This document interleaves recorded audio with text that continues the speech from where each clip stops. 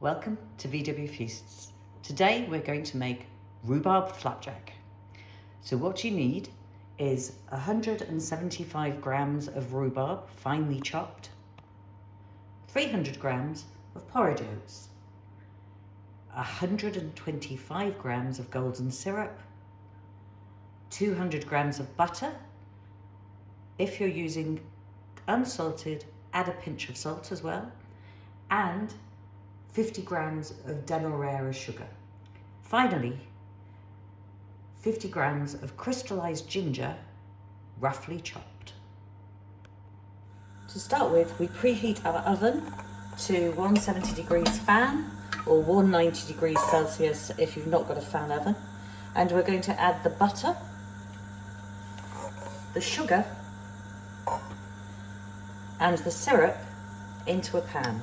And we're going to mix all this over a heated stove until it bubbles together to make a creamy, gloopy mixture. It'll all melt nicely, this lovely mix of super sugar. You don't need to make it too strong on the heat, because what we don't want to do is make brown butter, but you can see it all beautifully melting in.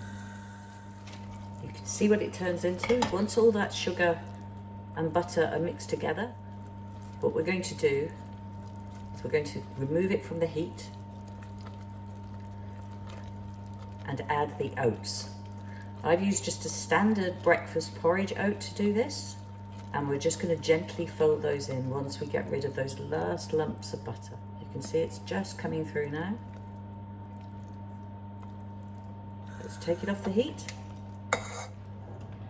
and gently add in the porridge oats, stirring as you go along. Again, this is really good with a spatula because it means you get them all coated, and this is the basis of our flapjack. So as you're stirring this in and you're making it all nice and wet, you can also add the stem ginger. And then we take these lovely little shards of rhubarb and mix those in, and that'll add the tartness that goes with the sweetness of the flapjack, of the sugar and the syrup. I've taken the opportunity to pre-line a 20 centimetre baking tray, the kind of one you use for brownies, that we're going to pop this into the oven in a minute. And here's my baking tray.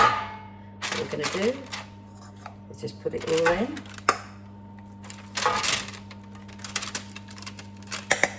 And then spread it out nice and evenly.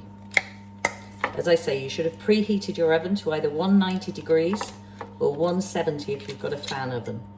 Okay, we're going to pop that beautiful piece into the oven now for something like 30 to 40 minutes until it starts to go golden.